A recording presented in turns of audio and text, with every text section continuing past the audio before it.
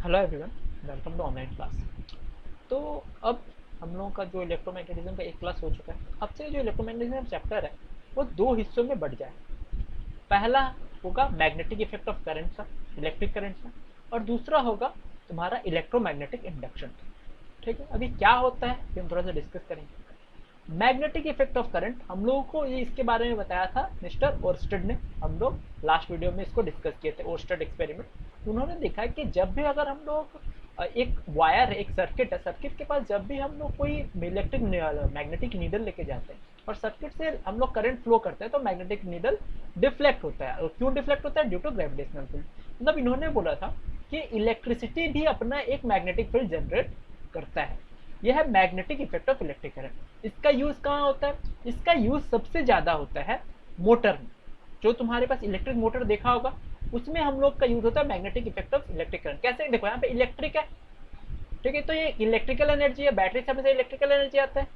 और उसमें से ये जो तुम्हारा नीडल है वो मूव कर रहा है। ठीक है, जब भी कोई चीज मूव करता है तो वो कौन सा एनर्जी प्रोड्यूस करता है? वो प्रोड्यूस करता है मैकेनिकल एनर्जी। ठीक है, इसलिए जब भी मोटर में तुम इलेक्ट्रिसिटी प्रोवाइड करते हो, चाहे बैटरी से हो या फिर तुम्हारा एसी करंट हो, तो ये जो उसका स्पिंडल है घूमने लगता है। मतलब तुम इलेक्ट्रिकल एनर्जी से मैकेनिकल एनर्जी में कन्वर्ट करते हो थ्रू मोटर। ये था magnetic effect of electrical current. अब आता है इलेक्ट्रोमैग्नेटिक इंडक्शन। क्या होता है इलेक्ट्रोमैग्नेटिक इंडक्शन? के लिए हमारे सामने है मिस्टर फैराडे। ये है मिस्टर फैराडे, ये बहुत बड़े साइंटिस्ट है। इन्होंने सोचा है बैठे बैठे एक दिन कि क्या हम लोग बिना सेल के इलेक्ट्रिसिटी जनरेट कर सकते हैं क्या? बिना बैटरी के इलेक्ट्रिसिटी जनरेट कर सकते हैं क्या? तो उसके बाद उन्होंने कुछ सीरीज ऑफ एक्सपेरिमेंट किए जिसमें से उन्होंने देखा कि अगर हम लोग एक ऐसे ही क्या बोलते हैं सर्किट के पास अगर हम लोग एक मैग्नेट लेके जाते हैं और मैग्नेट को सर्किट की ओर मूव करवाते हैं तो चूंकि due to the movement of magnet एक इलेक्ट्रिसिटी जनरेट होता है सर्किट में। ठीक है, कुछ ऐसा। देखो, ये करंट लूप, ये एक सर्किट है। अगर हम लोग सर्किट के अंदर, इस लूप के अंदर इस मैग्नेट को अगर हम लोग अंदर डाले बाहर निकाले, अंदर डाले बाहर निकाले, या फिर हम लोग मूव करें, टू एंड फ्रो मोशन करें, तब इस मैग्नेट की वजह से यहाँ पे एक इलेक्ट्रिसिटी जनरेट होगा जिसको बोलते हैं इंड्यूस्ड करंट। इंड्यूस्ड करंट, समझ में? तो यहाँ पे इन्होंने बोला कि हाँ, हम लोग बिना बैटरी के भी इलेक्ट्रिसिटी जनरेट कर पाएंगे। अब इसका यूज कहाँ होता है? इसका बहुत यूज होता है जनरली गांव में, जहाँ पे करंट कटते रहता है तो हम लोग क्या यूज करते हैं? जनरेटर। जनरेटर से इलेक्ट्रिसिटी यूज होता है लेकिन उसका कोई बैटरी हम लोग उसमें नहीं डालते। ठीक है, तो जनरेटर में हम लोग यूज होता है इलेक्ट्रोमैग्नेटिक इंडक्शन। ये दोनों ही हम लोग को पढ़ना है। बेसिकली हम लोगों को इलेक्ट्रिक मोटर और इलेक्ट्रिक जनरेटर के बारे में थोड़ा डिटेल में पढ़ाई करना है। ठीक है, तो यहाँ पे हम लोग दो हिस्सों में बांट दिए अपने चैप्टर को, magnetic effect of electric current और इलेक्ट्रोमैग्नेटिक इंडक्शन। पर एक साइंटिस्ट थे जिन्होंने अब दोनों पे ही अपना महारत हासिल किया और दोनों में ही हाथ आजमाया। हाथ आजमाया का मतलब एकदम अपना लिटरली अपना हाथ ही आजमाया है। वो साइंटिस्ट कौन थे? वो साइंटिस्ट थे mister Walther Flemming. Fleming's rule, Fleming's law तुम्हारा इलेक्ट्रोमैग्नेटिज्म का वेद वाक्य है, बहुत जरूरी है, इसको एकदम तुम्हारे मुंह में रटा होना चाहिए। ठीक है, तो उन्होंने magnetic effect of electric current के लिए अपना फ्लेमिंग्स लेफ्ट हैंड रूल दिया और मैग्नेट इलेक्ट्रोमैग्नेटिक इंडक्शन के लिए अपना फ्लेमिंग्स राइट हैंड रूल दिया। ठीक है, इसके बारे में हम लोग कुछ देर में अभी डिटेल में पढ़ेंगे, बट अभी थोड़ा सा देख लो लेफ्ट हैंड रूल क्या बोलते हैं। अगर तुम अपने लेफ्ट हैंड रूल में ऐसे ही फिंगर्स को ये करो, मतलब थंब, इंडेक्स फिंगर और मिडिल फिंगर को एक दूसरे के 90 डिग्री पे ऐसे ही स्ट्रक्चर बनाओ, तो तुम्हारा थंब हमेशा मोशन शो करेगा, तुम्हारा इंडेक्स फिंगर हमेशा फील्ड शो करेगा और तुम्हारा मिडिल फिंगर हमेशा करंट शो करेगा। या फिर अगर तुमको दो साइड का डायरेक्शन पता हो, ये हम लोग यूज करते हैं डायरेक्शन पता करने के लिए बेसिकली। अगर तुमको फील्ड और करंट का डायरेक्शन पता हो तो तुमको मोशन का क्या बोलते हैं, मोशन या फोर्स बोलते हैं इसको, फोर्स का डायरेक्शन पता चल जाएगा। अगर तुमको फोर्स और करंट का डायरेक्शन पता हो तो फील्ड का डायरेक्शन पता चल जाएगा। अगर तुमको फील्ड और मोशन का डायरेक्शन पता हो तो करंट का डायरेक्शन पता चल जाएगा। ये यूज होता है magnetic effect of electric current में, इसलिए इसको मोटर लॉ भी बोलते हैं। ठीक है, ये जनरली हम लोग इलेक्ट्रिक मोटर में यूज करते हैं। वहीं इलेक्ट्रोमैग्नेटिक इंडक्शन में सेम चीज है, बस लेफ्ट की जगह हम लोग राइट हैंड यूज करते हैं। इसमें भी सेम है, तुम्हारा जो थंब है वो मोशन को या फिर फोर्स को तुम्हारा फोर्स के डायरेक्शन को शो करेगा, तुम्हारा इंडेक्स फिंगर मैग्नेटिक फील्ड को शो करेगा और मिडिल फिंगर इंड्यूस्ड करंट को शो करेगा। ठीक है, अब लेकिन यहाँ पे ये हम लोग राइट हैंड लेते हैं। ठीक है, यह है राइट हैंड, ये थंब रूल, इसको राइट हैंड थंब रूल भी बुलाते हैं, फ्लेमिंग्स राइट हैंड रूल। ठीक है, अब जैसे कि तुमको देख रहा होगा कि इलेक्ट्रोमैग्नेटिज्म में हाथ का बहुत काम है, वो चाहे तुम्हारा थंब रूल हो, ठीक है, या फिर तुम लेफ्ट हैंड थंब रूल हो, या फिर तुम्हारा ये राइट हैंड थंब रूल हो, या फिर तुम्हारा फ्लेमिंग्स लेफ्ट हैंड और राइट हैंड रूल। समझ में? अब इसके बारे में हम लोग थोड़ा सा डिटेल में पढ़ेंगे, लेकिन उससे पहले एक चीज तुमको पता होना चाहिए कि force on the current carrying conductor magnetic field. मान लो कि एक मैग्नेट है, यहाँ पे एक मैग्नेट है, ठीक है। इस मैग्नेट, यहाँ पे ये सब कभी कुछ नहीं है, थोड़ा अज्यूम करो ये सब कुछ नहीं, ठीक है। बस यहाँ पे एक मैग्नेट है, उस मैग्नेट के बीच में अगर मैं एक प्लास्टिक का प्लेट लेके जाता हूँ, तो क्या इस प्लास्टिक के प्लेट पे इस मैग्नेट की वजह से कोई फोर्स इस पर पड़ेगा क्या? नहीं पड़ेगा। क्यों? क्योंकि मैग्नेट अपना फोर्स सिर्फ मैग्नेटिक सब्सटेंस पे ही तुम्हारा डालता है, ठीक है। मैग्नेटिक फोर्स को तुम एक्सपीरियंस कर सकते हो सिर्फ मैग्नेटिक सब्सटेंस पे, याद रखना, कंडक्टर पे नहीं कर सकते, मैग्नेटिक सब्सटेंस पे कर सकते हो। क्योंकि बहुत लोगों का कंफ्यूजन नहीं होता कि most of the magnetic substance तो तुम्हारा कंडक्टर है, बात सही है, लेकिन most of conductor magnetic substance नहीं है। जैसे कि मान लो कि यहाँ पे मैं तुम्हारा बोल दूं कि एक मैग्नेट है, ठीक है। अब इसमें तो वायर, कॉपर वायर एक डाल दिए, कॉपर वायर। अब देखो कॉपर वायर जो है वो एक गुड कंडक्टर ऑफ इलेक्ट्रिसिटी है, but it's not a magnetic substance. इसको कर तुम्हारा इस पे कोई भी फोर्स नहीं पड़ेगा इस मैग्नेट के लिए, ठीक है। इस कॉपर वायर पे कोई भी फोर्स नहीं पड़ेगा। लेकिन अगर क्या हो कि ये तुम्हारा मैग्नेट है और यहाँ पे कॉपर वायर है, इसी कॉपर वायर को तुम एक बैटरी से कनेक्ट कर दो, ठीक है, बैटरी से कनेक्ट कर दो, तो क्या होगा, इस कॉपर वायर से इलेक्ट्रिसिटी मतलब वो फ्लो करना शुरू कर देगा। अब इलेक्ट्रिसिटी फ्लो करेगा तो इलेक्ट्रिसिटी का अपना एक मैग्नेटिक फील्ड होता है, मतलब ये एक मैग्नेट बन जाएगा। इसको बोलते हैं टेम्पररी मैग्नेट या इलेक्ट्रोमैग्नेट।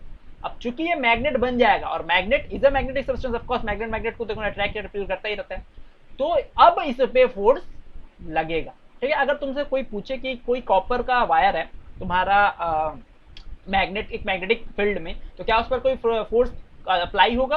तो नहीं, कॉपर वायर पे कोई फोर्स अप्लाई होगा। लेकिन वही कॉपर वायर अगर तुम्हारा किसी सर्किट से कनेक्टेड है तो बिल्कुल होगा, 100% होगा, समझ में। तो यहाँ पे वैसे ही एक तुम्हारा एक कंडक्टर दिया गया और इसको कनेक्ट किया गया है एक सर्किट से, तो इस पे तुम्हारा एक फोर्स जनरेट होगा। कितना फोर्स जनरेट होगा वो हमारे काम का नहीं है, बट ये बात याद रखो कि फोर्स जनरेट होगा। और ये फोर्स क्यों जनरेट हो रहा है? वो फोर्स जनरेट हो रहा है इसके मैग्नेटिक फील्ड, इस कंडक्टर का अपना मैग्नेटिक फील्ड की वजह से, और इस मैग्नेट के मैग्नेटिक फील्ड की वजह से।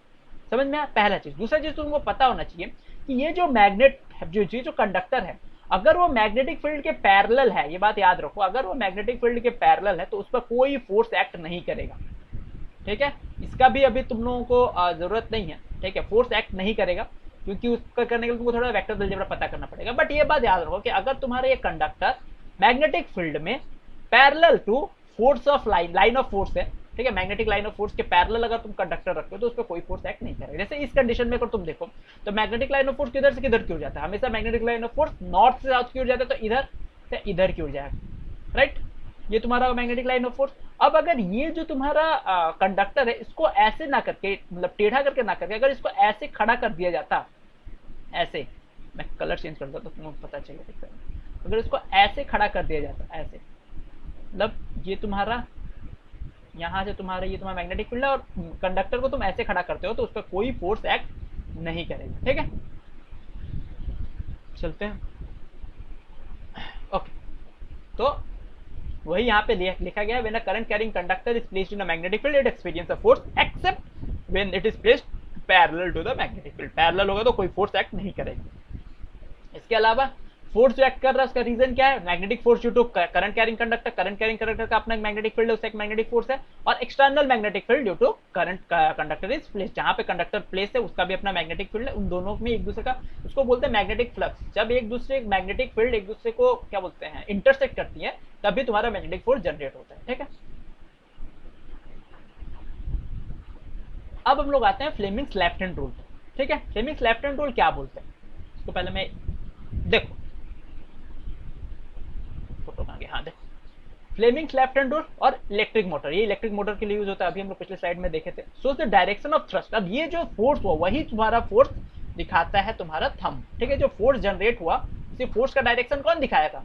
तुम्हारा थंब दिखाया, जो वहां पे मोशन लिखा हुआ था वही फोर्स है, ठीक है। मतलब अगर मैं पिछले स्लाइड में जाऊं, एक सेकंड बहुत क्लियर हो जाएगा, एक सेकंड, ये देखो इस स्लाइड में अगर मैं जाऊं, अच्छा हाँ, इस स्लाइड में, इस स्लाइड में तुम्हारा इस मैग्नेटिक फील्ड, मतलब इस मैग्नेट के लिए इस कंडक्टर पे एक फोर्स तो लग रहा है, तो ये कंडक्टर किधर की ओर मूव करेगा? अगर तुम किसी भी चीज पे फोर्स लगाते हो तो वो तो मूव तो करेगा, उसमें तो मोशन आएगा, तो वो किधर की ओर मूव करेगा, इसके लिए हम लोग यूज करते हैं फ्लेमिंग्स लेफ्ट हैंड रूल। ठीक है, चलते हैं हम लोग। ओके, यह फ्लेमिंग्स लेफ्ट हैंड रूल। क्या बोलते हैं Fleming's left hand rule? Left hand rule, the left hand is held with thumb, index finger and middle finger mutually right angle. सब एक दूसरे का राइट एंगल होना चाहिए। मैं चाहता हूं तुम अभी करो, ठीक है? अपना थंब निकालो, इंडेक्स फिंगर निकालो, तो पहले देख ही लिया फॉर्मेशन। उसी फॉर्मेशन में थंब, इंडेक्स फिंगर और मिडिल फिंगर को म्यूचुअली राइट एंगल पे रखो एक दूसरे के, ठीक है? उसके बाद the first finger represent the magnetic field. जो पहला फिंगर है तुम्हारा, जिसको इंडेक्स फिंगर बोलेंगे, वो हमेशा मैग्नेटिक फील्ड को शो करेगा। द सेकेंड फिंगर या middle finger direction of current show करता है, पॉजिटिव से निगेटिव।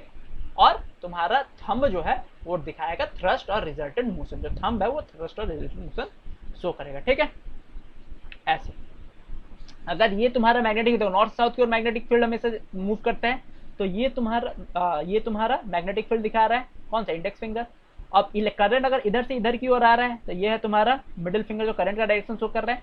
तब ये जो कंडक्टर है किधर की ओर मूव करेगा? ऊपर की ओर मूव करेगा, ये थंब की ओर मूव करेगा, ठीक है? यहाँ पे देखो तुमको क्लियर हो जाएगा ये देखो, ठीक है? ये फील्ड दिखा रहा है, मैग्नेटिक फील्ड का डायरेक्शन, ये करंट का डायरेक्शन और ये मोशन। ये एकदम याद होना चाहिए तुमको, फ्लेमिंग्स लेफ्ट हैंड रूल और फ्लेमिंग्स राइट हैंड रूल, ठीक है?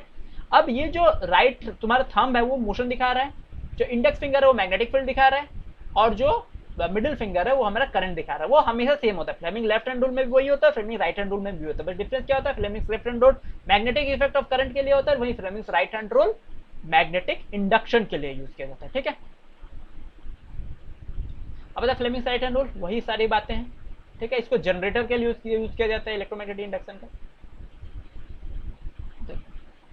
यहाँ पे ये है तुम्हारा फ्लेमिंग राइट हैंड रूल। अगर तुम्हारा इंड्यूस्ड करंट है आई, मैग्नेटिक फील्ड वीक दिखा रहा है, ये इसका वास्ट यूज आएगा आगे की क्लासेस में, वास्ट यूज, ठीक है? तो ये एकदम याद रखो, एकदम क्लियर रखो कि मोशन किधर की ओर जा रहा है, मैग्नेटिक फील्ड कहाँ जा रहा है, इंड्यूस्ड करंट कहाँ जा रहा है। इससे हम लोग क्या पता चलेगा? इससे अगर हम लोग को मैग्नेटिक फील्ड का डायरेक्शन पता है और इंड्यूस्ड करंट का डायरेक्शन पता है, तो हम लोग इजीली मोशन का डायरेक्शन निकाल सकते हैं, ठीक है? इसका वास्ट यूज आएगा, मैं फिर बोल रहा हूँ, इस चीज को समझो। अगर नहीं समझ रहे पॉज करो, अपना उंगली को इसी फॉर्मेशन में करो और इस फॉर्मेशन को रट लो,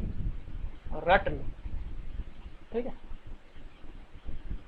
तो इस वीडियो में हम लोग यही दोनों के बारे में पढ़ेंगे। अगला वीडियो में हम लोग स्टार्ट करेंगे मोटर, ठीक है? और हम लोग का बेसिकली 3 वीडियो आएगा, एक मोटर पे आएगा, एक जनरेटर पे आएगा और एक डोमेस्टिक करंट पे आएगा। तो यहाँ से हम लोग का इलेक्ट्रोमैग्नेटिज्म कंप्लीट होगा, ठीक है? चलो अगले वीडियो में मिलते हैं, तब तक के लिए बाय।